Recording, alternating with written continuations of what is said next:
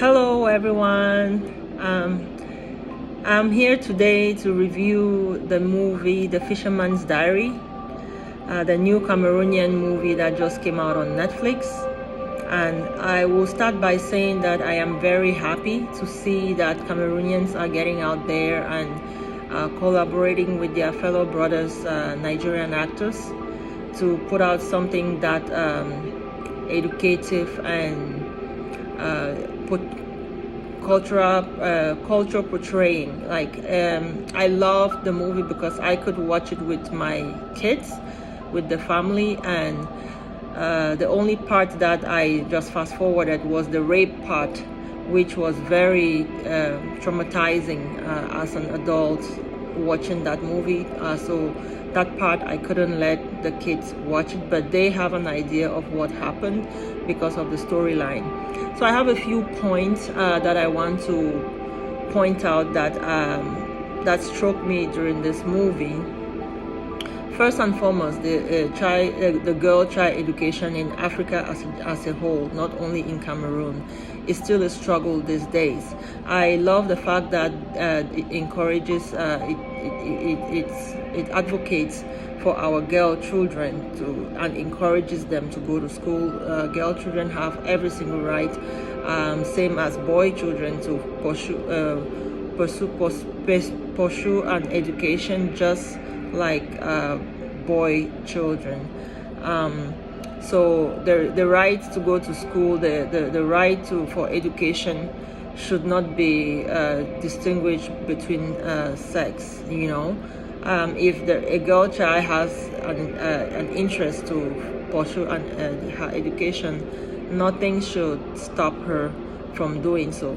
And coming from from Cameroon especially, growing up, I loved going to school, but at some point in my education, my struggle was who was going to pay for my school fees, because I always wanted to go to a boarding school, because growing up we knew that those who went to boarding school had a better chance to succeed and have more opportunities. Also because when you are in boarding school, there is you only take care of your stuff, right? If there is chores, you do the chores general, but you wash your own clothes and your dorm and stuff. You don't get to do extra housework like when you live at home. So the chances for you getting more time to study were higher, right? So in boarding school you had more time to study than work, whereas living at home, you had other distractions, like cooking, fetching water, cleaning the house, washing 5, 6, 7 people's clothes, more chores than when you were in boarding school. But I didn't have the chance to go there because when I graduated O level, which is I don't know what the equivalent is here, but I wanted to go and continue high school in boarding school, but there was no one to raise such an amount of money then, which was a big money, which a lot of money, but right now it's nothing, right? So my parents could only afford public school, so I went to public school. But my dad was a strong advocate for me to continue going to school and go to the highest level because I had the mental capacity to do so. But life happened and I dropped, and till today I'm still struggling to go back into school. So as a mother now, I would push my daughters to go to the highest level of education that they can, because that is the only thing no one can steal from them. What you have in your brain is what you keep for yourself. They can steal your dignity, they can still bully you or anything, but they can't take away what you have in your brain, because that is your power. They say knowledge is wealth, knowledge is strength. So that is the one aspect that really struck me with that movie, encouraging education as a whole, and more importantly, girl education. The second part of the movie that I didn't I didn't have a choice whether to like or not, but that struck home was the resentment the dad had for the child's mother and the transfer aggression Like, this man hated his wife so much so that he didn't want his daughter to go anywhere close to the path she ever took, like going to school. So when she started, the daughter, Ako, or whatever her name was, when she started asking her dad if she could go to school, the way that flipped, it was like other side of the coin. All the hatred he had for that woman was transferred to this poor child. In the beginning of the movie, you could see the love and the fatherly love this guy had for the daughter because she was doing whatever he wanted her to do. But as soon as her interest shifted a little bit, that hatred was so great that he himself didn't, he said it in the movie, that he didn't know that he had so much hatred in him. The first time he beat that child, my goodness, I felt so bad because he hit so hard that he didn't even realize he was hitting that hard, only to see the marks he left on that poor child's back afterward. And he had to cure her from his injuries he inflicted on this poor child. This thing struck me so bad because it happened with me growing up. My mom and my dad never got married, but they had me out of wedlock. So when my mom started disturbing my dad to take over from after class 7, he took me and I lived with him and his wife then. And for no reason, sometimes he would call me up and beat me up.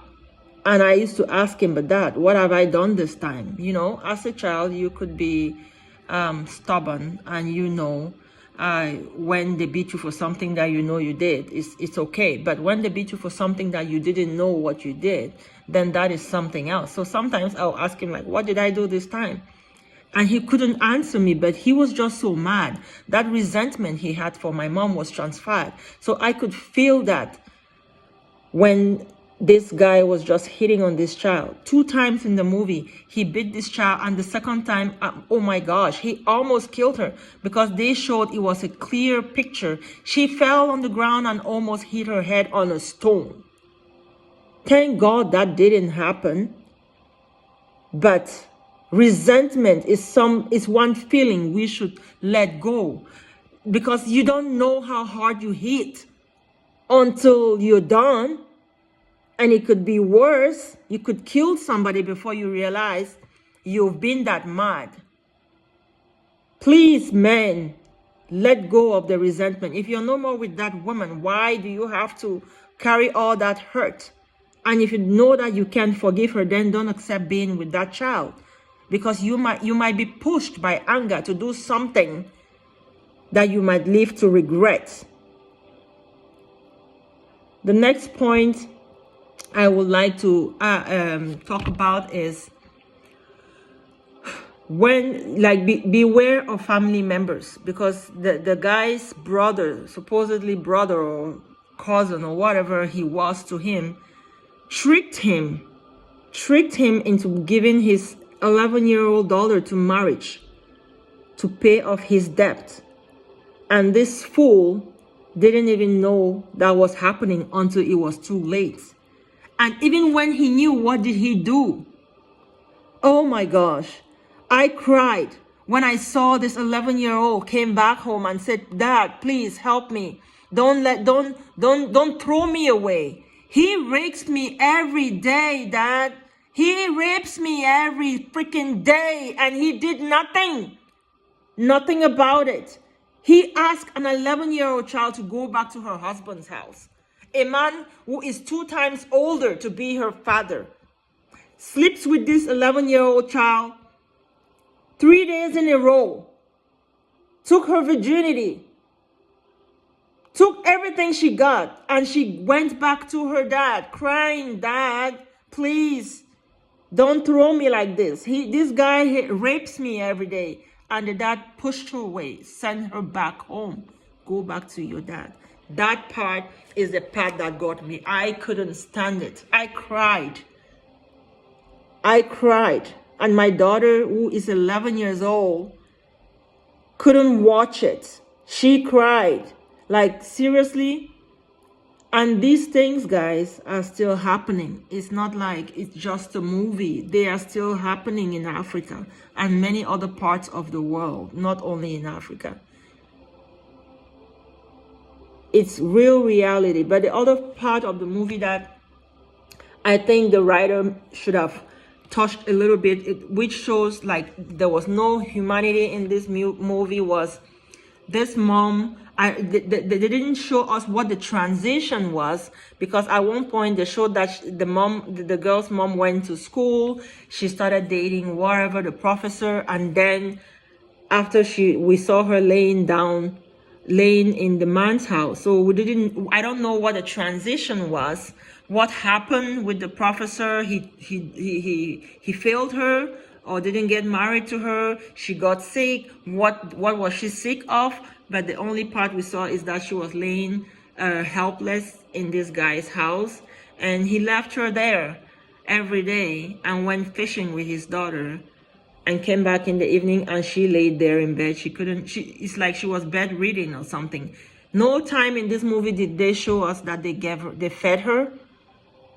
Only one time that the little girl was giving her water, and she seemed very thirsty. So is it that he starved her to death?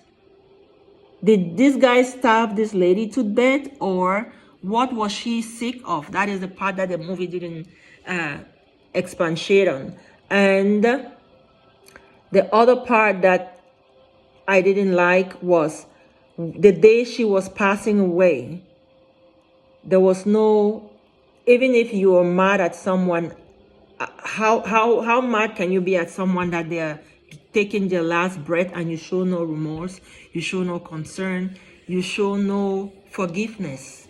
Like, this guy stood there and watched this lady die. This lady died and didn't even hold her hand, didn't even say anything like "I forgive you" or something like that. And they did not show us not even a clip of her burial, where she was buried, how she was buried. Like this, no, that even if what happened between them, they should have paid her at least her last respect. Even if it was just like to show us where she was buried, they stood there and they left, they went home. That was enough. But they didn't care about how she was buried. And when she died, nobody cared. They just stood there and looked at her die like it's normal for somebody who you hate to just die. No, that part I didn't like. And the other part that really got to me was other people around, mocking her or saying stuff about, who cares what people say, learn to live your truth. Don't care about what the neighbors would think about you going to school or not going to school. Don't do what the crowd do what you do, and do it well. So I will say to you guys, this movie is a good one, but a few missing parts, and I love the collaboration that our African brothers in the movie industry are starting to do now, collaborating with those who have been in the industry for a while. Keep it on, guys. Congratulations. We look forward to more movies to come from you, and we hope that more content, swift transition from one event to the next will be happening. We're so happy, proud of you guys. They say it's never too late, It's never too late. It's better to be late than never to even show up, So kudos to you guys, and I will recommend this movie to everybody to go and watch. Support our fellow brothers who are trying to make it here. We are behind you, and we pray that you go further in your endeavors and you bring us more movies for our families, more family-friendly movies that we can all sit at home during this corona period and watch and enjoy without necessarily having the remote on our hand and trying to skip some nudity parts or stuff like that. Thank you guys, and we appreciate all your efforts. Mwah!